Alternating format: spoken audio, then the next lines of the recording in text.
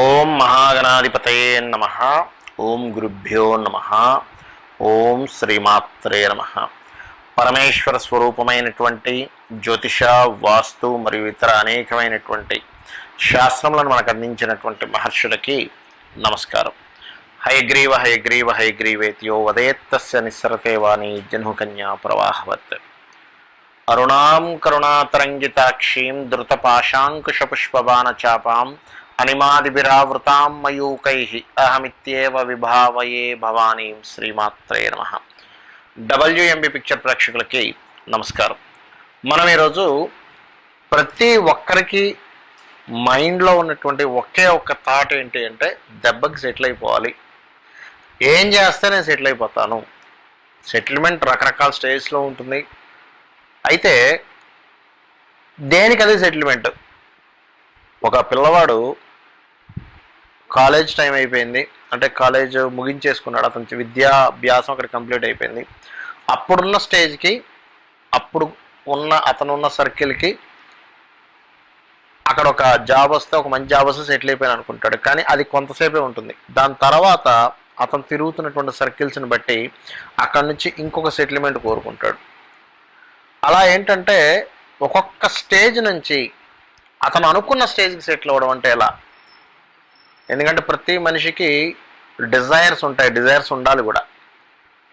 అయితే జ్యోతిష్ శాస్త్రంలో ప్రతి లగ్నానికి, ప్రతి రాశికి, ప్రతి నక్షత్రానికి స్పెసిఫిక్గా ఈ ఫలానా సాధన చేయడం ద్వారా, ఫలానా దానం చేయడం ద్వారా, లేదా ఫలానా మంత్రజపం చేయడం ద్వారా మీ జాతచక్రంలో ఉన్నటువంటి గ్రహాల యొక్క ఎనర్జీ, ఇక్కడ మనం చేసేది ఏంటంటే, మనం ఇప్పుడు చూడండి, చిన్న ఎగ్జాంపుల్ చెప్పాలంటే, ఒక మనిషి నార్మల్గా ఉన్నాడు, కానీ నార్మల్గా ఉన్న వ్యక్తి మంచి బాడీ బిల్డర్ అవ్వాలంటే రోజు ఒక సాధన చేస్తాడు. ఉదయాన్నే లేచి వర్కౌట్ చేయడమో, ఎక్సర్సైజ్ చేయడమో, జిమ్కి వెళ్ళడమో చేస్తూ ఉంటాడు. అంటే ఎలా అయితే వర్కౌట్ చేసి బాడీని స్ట్రాంగ్ చేసుకుంటాడో, అదేవిధంగా ప్రతి వ్యక్తి కూడా అతని కెరియర్ రిలేటెడ్ సంబంధించినటువంటి థింక్ చేస్తూ, ట్రై చేస్తూ, అతని జాతచక్రంలో ఉన్నటువంటి గ్రహాల యొక్క ఎనర్జీస్ని, ఏ గ్రహాల యొక్క ఎనర్జీని పెంచుకుంటే, ఏ గ్రహ సంబంధించినటువంటి దోషాన్ని తగ్గించుకుంటే దెబ్బకి సెటిల్ అవుతాడు అనేటువంటి విషయాన్ని ఇప్పుడు మనం ఒక్కొక్క రాశి నుంచి, ఒక్కొక్క లగ్నం నుంచి చెప్పుకుందాం. అయితే ఈ యొక్క విషయాలు చెప్తుంది నేనైనప్పటికీ కూడా చెప్పిస్తుంది సాక్షాత్ లలిత అమ్మవారిగా భావిస్తూ ఇప్పుడు నేను మీకు చెప్తాను. అయితే ఈ వీడియో ఎండింగ్లో కూడా కొన్ని ఎగ్జంప్షన్స్ చెప్తాను. కొన్ని ఎగ్జంప్షన్స్ ఉంటాయి, కొన్ని పాటించవలసినవి ఉంటాయి. అవన్నీ వీడియో ఎండింగ్లో చెప్తాను. సో వీడియో ఎండింగ్ వరకు చూసే ప్రయత్నం చేయండి. ఇప్పుడు మనం మొదలు పెడదాం. ఇక మిథునం వారికి మిథున రాశి ఆర్ మిథున లగ్నము, మిథున రాశిలో ఉంటుంటే నక్షత్రాలు. మిథున రాశిలో ఉన్న నక్షత్రాలు ఏమిటి అని చెప్పి తీసుకున్నట్లయితే, మిథునంలో మృగశిర 3-4 పాదాలు, ఆరుద్ర మరియు పునర్వసు 1-2-3 పాదాలు ఉంటాయి.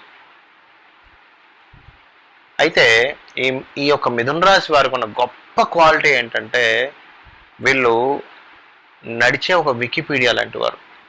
తెలివితేటలు ఎవరికైనా ఉన్నాయి, ఒక 100 మందిలో ఒక వ్యక్తి బాగా తెలివిగా ఉన్నాడంటే ఖచ్చితంగా బుధుడు బాగుంటాడు ఆ వ్యక్తికి, లేదా మిథున లగ్నం వారు మిథున రాశిలో పుట్టుంటాడు. బాగా తెలివితేటలు ఉంటాయండి. స్పాంటేనియస్నెస్ బాగా ఉంటుంది. ఒకవేళ వాళ్ళకి స్పాంటేనియస్నెస్ లేదు అని అనుకున్నా, వాళ్ళు ఎక్కడో ఉండి కూడా ఎక్కడో ఉన్న విషయాలను వినగలుగుతుంటారు.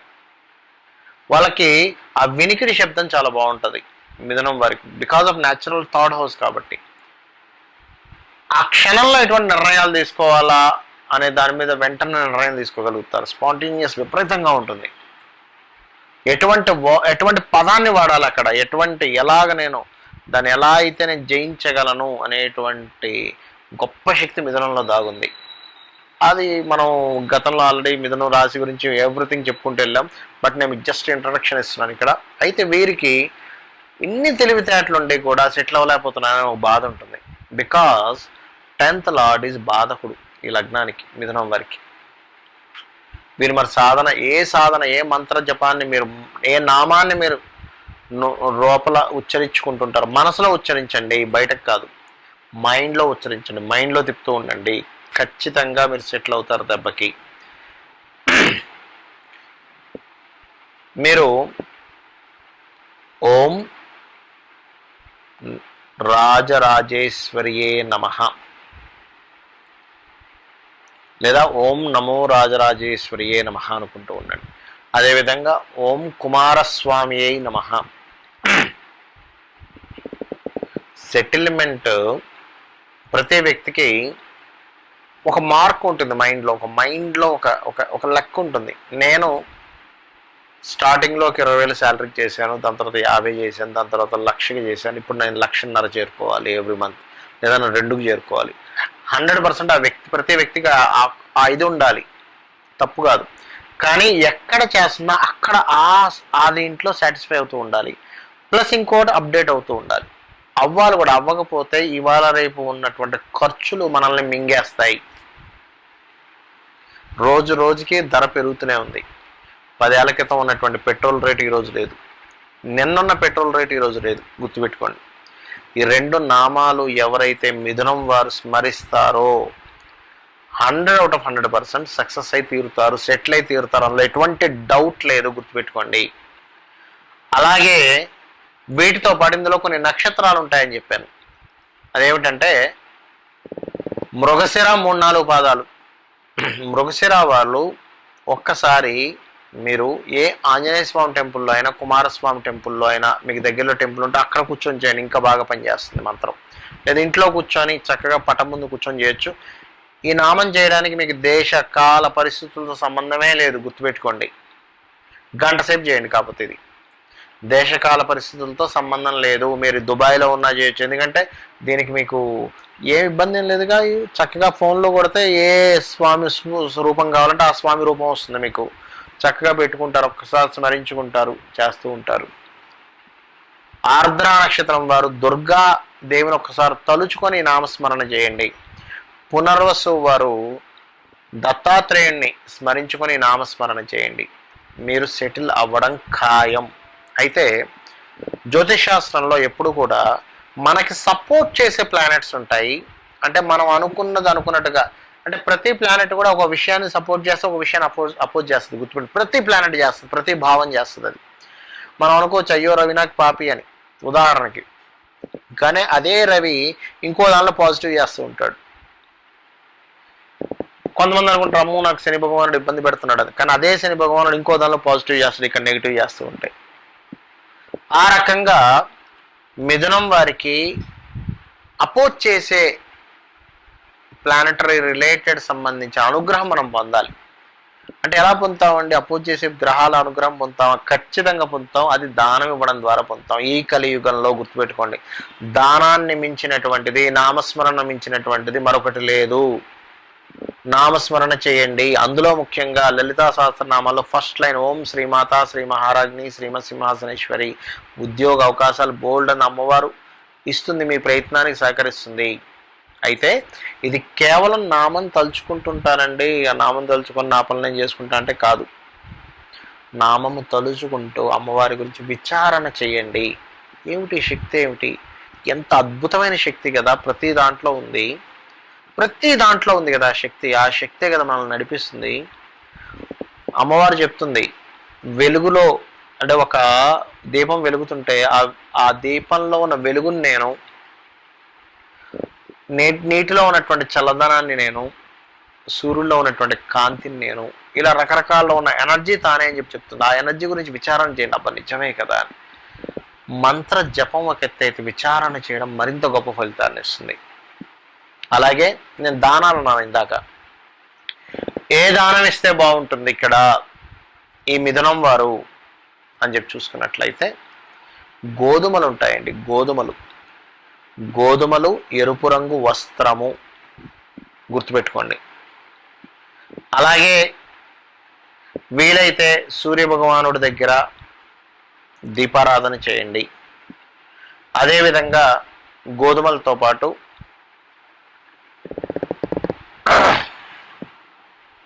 ఇక్కడ చూసుకున్నట్లయితే బొబ్బర్లు బొబ్బర్లు కూడా దానంగా ఇవ్వండి. బొబ్బర్లు, వైట్ కలర్ క్లాత్, గోధుమలు, రెడ్ కలర్ క్లాత్, కేజీంబావు ఉండాలి. వీటితో పాటు తెల్ల నువ్వులు అంటారు, తెల్ల నువ్వులు కూడా దానంగా ఇవ్వండి. ఈ 3 రకాలు ఇవ్వండి. వీలైతే పెసలు కూడా ఇవ్వచ్చు, బట్ ఈ 3 ఈజ్ మోస్ట్ ఇంపార్టెంట్. ఈ 3 ఈజ్ మోస్ట్ ఇంపార్టెంట్. ఈ 3 దానాలు ఎవరికి ఇస్తారంటే, చాలామంది ఏమంటారంటే, ఏమండి నేను మామూలుగా చక్కగా ఇబ్బంది పడుతూ ఉంటారు, వాళ్ళకి ఇవ్వచ్చు. కాకపోతే అది ఎంతవరకు అంతే, మీకు దానివల్ల వాళ్ళకి ఆనందం కలుగుతుంది, హ్యాపీ ఫీల్ అవుతారు తీసుకున్న వాళ్ళు, ప్లస్ మీకు పుణ్యం వస్తుంది. కానీ ఈ పుణ్యం పాపాన్ని పోగొట్టదు, దోషాన్ని పోగొట్టదు. కేవలం పుణ్యంగా ఉంటుంది.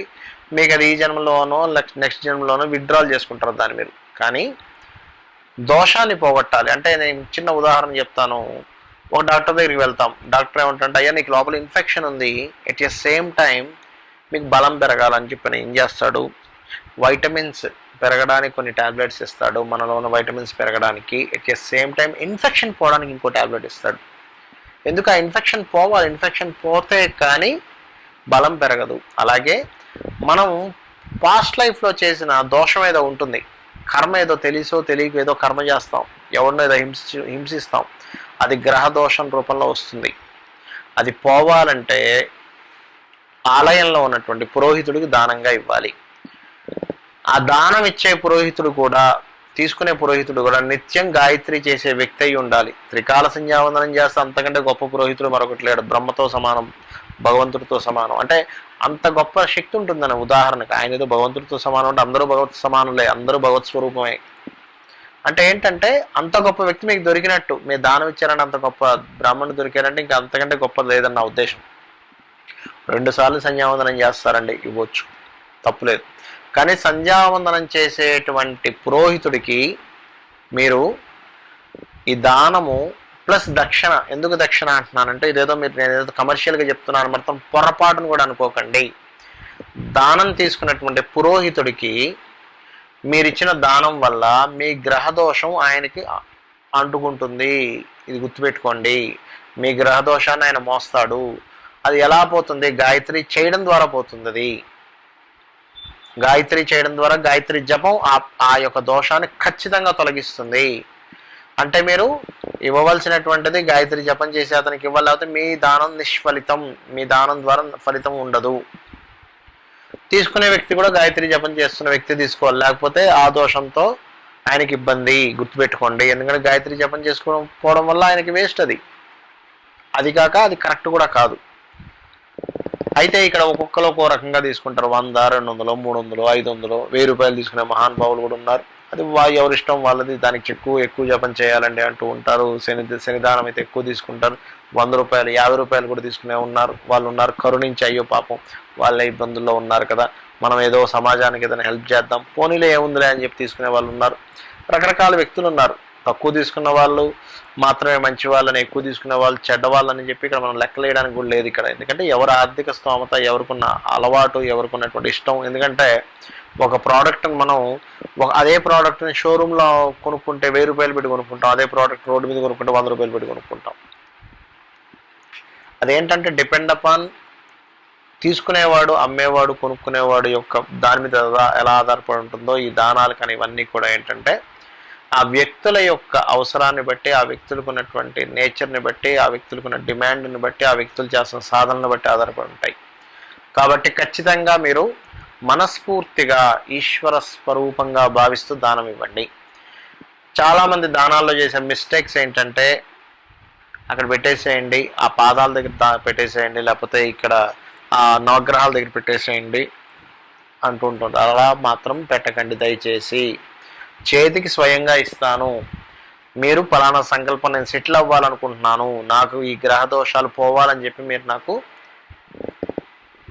మంత్రం చదవండి, నాకు మంచి ఉద్యోగం రావాలి, నాకు మంచి సెటిల్మెంట్ అవ్వాలని చెప్పి మంత్రం చదవండి అని చెప్పి ఖచ్చితంగా చెప్పండి. గాయత్రి చదువుతున్నారు లేదా అడగండి, నిత్య గాయత్రి చేస్తారు లేదా అడగండి. దయచేసి తప్పుగా అనుకోకండి. ఎందుకంటే గాయత్రి చేయడం మన ధర్మం. అలా చేసే వ్యక్తికే ఇవ్వండి, దయచేసి చేతికే ఇవ్వండి. అతను సంకల్పం చదవాలి, చదివి తీసుకున్నాక దానికి దక్షిణ ఏదైతే ఇస్తారో, చాలామంది తెలియక ఏం చేస్తారంటే దానం ఇవ్వకుండా కాలు గడిగేసుకోవాలంటారు. అలాంటి పిచ్చి పనులు చేయకండి. కాళ్ళు ఏం కడుక్కోకర్లేదు, మీరేమి ఇది చేయట్లేదు, గ్రహ సంబంధించినటువంటిది ఇస్తున్నారు అంతే. రెండవది, ఇక్కడ ఏంటంటే ఈ 3 రకాల దానాలు చెప్పాను నేను మీకు. ఈ 3 రకాల దానాలు ఇచ్చుకుంటే వీలైతే ఈ 3 రకాల గ్రహాల దగ్గర కూడా మీరు దీపారాధన చేయండి. దానం ఇవ్వడం కుదరలేదు, కనీసం దీపారాధన చేయండి. కొంతమందికి ఎలా ఉంటుందంటే పరిస్థితి, ఇప్పుడు నేను ఆ 200-300 దక్షిణ ఇవ్వడానికి డబ్బులు లేవు, అదేవిధంగా నా దగ్గర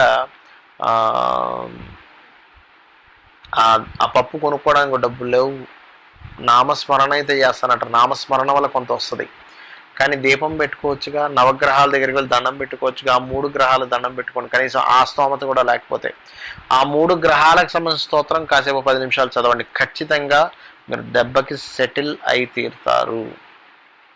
రైట్. ఇక కుంభరాశిలో ఉన్నటువంటి నక్షత్రాలు ధనిష్ట, శతం. నేను మీకు మొదట్లో ఒక మాట అన్నాను, వీడియో ఎండింగ్లో ఎగ్జంప్షన్స్ ఇవన్నీ చెప్తానని. పాయింట్ నెంబర్ 1 గుర్తుపెట్టుకోండి. ఇప్పుడు మనం చెప్పినటువంటివి ఏవైతే సాధనలు ఉన్నాయో ఇవి మీరు కంటిన్యూస్గా చేయాలి. ఇది point number 1. First rule number 1 ఇది. ఎందుకు ఈ రూల్ అంటే గుర్తుపెట్టుకోండి, ఈ విశ్వంలో ఉన్నటువంటి గొప్ప శక్తి ఏంటంటే మీరు కనుక కంటిన్యూ ఏదైనా చేస్తే అది అయి తీరుతుంది. కంటిన్యూ చేయకపోతే అది ఫలితం ఇవ్వదు. ఎందుకంటే అదొక చైన్, ఎనర్జీ ఆఫ్ చైన్ అంటారు. అంటే ఆ ఎనర్జీ ఫామ్ అవ్వడానికి కొంత సమయం పడుతుంది. చిన్న ఎగ్జాంపుల్ చెప్పాలంటే, ఒక జిమ్కి వెళ్తామండి, జిమ్లో డబ్బులు కడతాం. చాలామంది చేసే ఇదేంటంటే జిమ్లో డబ్బులు కడతారు, ఆవేశంగా ఫస్ట్ 10 రోజులు ఆవేశంగా వెళ్ళిపోతారు. దాని తర్వాత నెక్స్ట్ మంత్ 5 రోజులు వెళ్ళడం కూడా చాలా ఎక్కువ, 3వ నెల అసలు మానేస్తారు, 6 months మనీ పే చేస్తారు. కానీ ఎవరైతే రోజు జిమ్కి వెళ్తాడో ఆ వ్యక్తికి మాత్రమే అనుకున్నట్టుగా అతని శరీరంలో దృఢత్వం అనేటిది ఏర్పడుతుంది. కానీ ఎవరైతే కంటిన్యూ చేయరో, జిమ్కి డబ్బులు కట్టడం వల్ల వాడి యొక్క శరీరం దృఢంగా అవ్వదు, రెగ్యులర్గా వెళ్ళడం వల్ల దృఢం అవుతుంది. పెట్టుకోండి. అంటే ఏంటి, రెగ్యులర్గా చేయాలి మనం ఏదైనా. కానీ ఒక పాట పాడే సాధన కావచ్చు, జిమ్కి వెళ్ళడం కావచ్చు, ఎనీథింగ్. అలాగే ఈ సాధనలో రూల్ నెంబర్ 1 రెగ్యులర్గా చేయండి. రూల్ నెంబర్ 2, మీరు నెగటివ్ అంటే ఏంటంటే మన లైఫ్లో ప్రతి వ్యక్తికి కూడా పాజిటివ్స్ జరుగుతూ ఉంటాయి. అంటే అనుకూలమైన స్థితి జరిగిందేమో పాజిటివ్ అనుకుంటాం, మనకు అనుకూలంగా జరగనప్పుడు నెగిటివ్గా భావిస్తూ ఉంటాం. అనుకూలంగా జరగనటువంటి విషయాలని అక్కడికక్కడే మర్చిపోయే ప్రయత్నం చేయండి.